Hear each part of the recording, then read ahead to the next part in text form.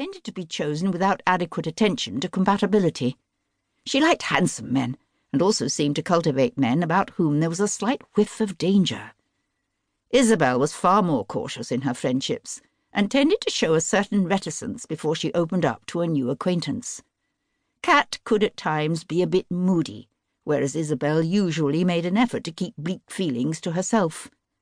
Cat was decisive, a useful quality when running a small business, whereas Isabel was inclined to worry about the pros and cons of any particular action. Isabel reflected on things before she acted. Cat acted, and then, sometimes, but not always, reflected on what she had done. Isabel took the view that if one made a mistake, one should be careful not to make it again. Cat's view of any mistakes she made was to regard them as water under the bridge and to move on as cheerfully as possible. Sometimes, of course, that meant she moved on to the next mistake rather than anywhere else. Cat's life, then, was not an example of the examined life of which philosophers have long written. Isabel's life, by contrast, was a life lived under a moral microscope. In their different ways, both these approaches worked for the two women. Both were happy with their lot. Each felt that the other had the wrong approach to things, but tolerated the contrast. Sometimes, though, matters became fraught, and the relationship was tested in an uncomfortable way. That had happened with Jamie, Cat's former boyfriend, and now Isabel's husband.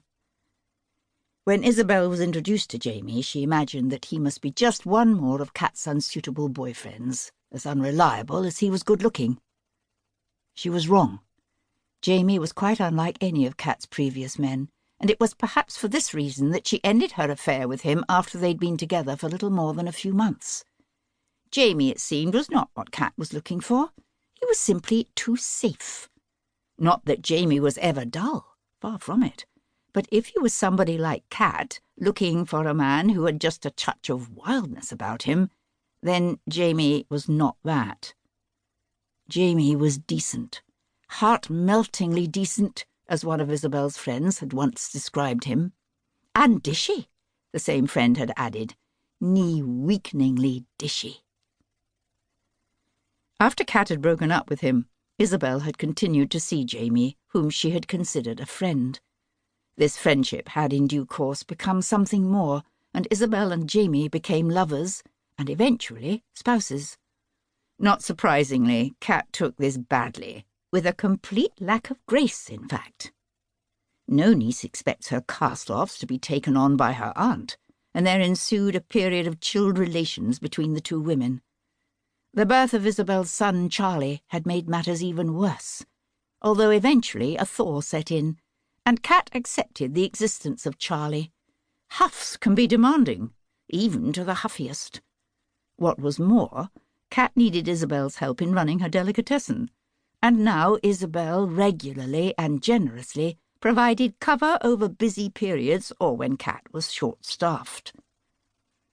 As for Jamie, willingness to cook was one of the qualities that made him the perfect man. He was versatile in his approach, perhaps a bit more adventurous than Isabel, and he had a particular appetite for vintage cookery books, of which he had built up quite a collection. That evening he had extracted a first edition of Julia Child, signed by Julia herself to one of Isabel's American aunts in Mobile, Alabama, and passed on years earlier as a special birthday present. He was planning a chicken dish and was taking an inventory of ingredients before he embarked on the recipe.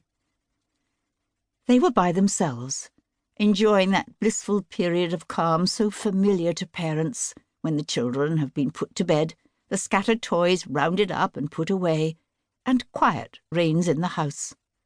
Both Charlie and his younger brother Magnus were now asleep, each broadcasting from their separate monitors a reassuring sound of breathing, punctuated by occasional snuffles, into the kitchen. Charlie had taken some time to settle, insisting on the rereading of a book that Isabel had found in the Morningside library. She rather wished she had left the book there on the library shelf. There was a tiger in this book, and he had no discernible redeeming qualities.